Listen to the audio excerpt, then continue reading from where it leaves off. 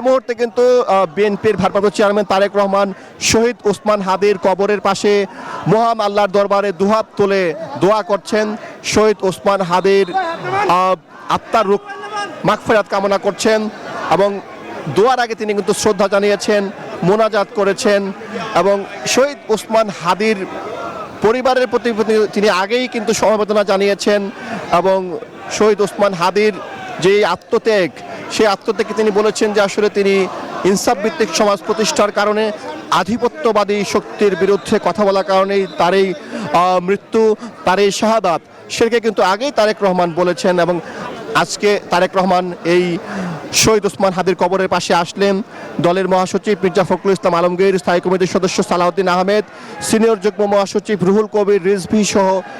নেতাদের নিয়ে এবং ঢাকা বিশ্ববিদ্যালয়ের ভিসি এবং ডাকসু ভিপি তারা কিন্তু এখানে উপস্থিত আছেন। চেয়ারপারসন বেগম খালেদা জিয়া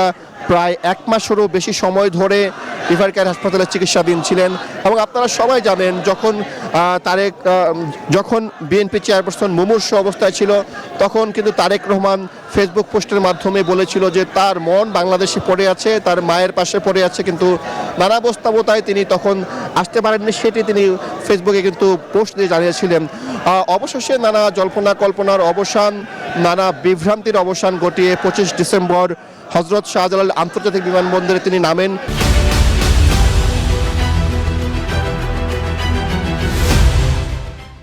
সেখানে কিন্তু নেমে প্রথমেই তিনি কিন্তু এই মাটি, বাংলাদেশের মাটি স্পর্শ করেন। সেটি স্পর্শের মাধ্যমে একটি বার্তা দেন যে তিনি এই মা মাটির প্রতি তার যে দরদ, তার যে ভালোবাসা, তার যে প্রেম, সেটি তিনি আসলে সবাইকে একটি বার্তা দেওয়ার চেষ্টা করেন এবং তিনি সেখানে কিন্তু একটি বৃক্ষরোপণ করেন। পরবর্তীতে আমরা দেখেছি তিনি সেখান থেকে বসুন্ধরা স্মার্ট সিটির পাশে যে 300 ফিটের যে সংবর্ধনা হয়েছে, সেই সংবর্ধনার মঞ্চে তিনি কিন্তু দাঁড়িয়ে লাখো জনতার সামনে স্পষ্ট করে তিনি বলেছিলেন যে বিএনপি চেয়ারপারসন বেগম খালেদা জিয়া অসুস্থ, হসপিটালে আছেন। তারপরেও তিনি সবার আগে মানুষের কাছে ছুটে এসেছেন। তার কারণ তিনি ব্যাখ্যা করেছিলেন যে আজীবন বিএনপি চেয়ারপারসন মানুষের জন্য কাজ করেছেন, দেশের জন্য কাজ করেছেন, সেজন্য দেশের মানুষের প্রতি কৃতজ্ঞতা প্রকাশ করার জন্য কিন্তু সবার আগে তিনি এসেছিলেন সেই সংবর্ধনা মঞ্চে এবং সেখান থেকে তিনি কিন্তু রিভার কেয়ার হাসপাতালে গিয়েছিলেন এবং বেগম খালেদা জিয়ার পাশে তিনি দীর্ঘক্ষণ ছিলেন, তার স্বাস্থ্যের খোঁজ খবর নিয়েছিলেন এবং গতকাল আমরা দেখেছি তিনি জুমার নামাজের পর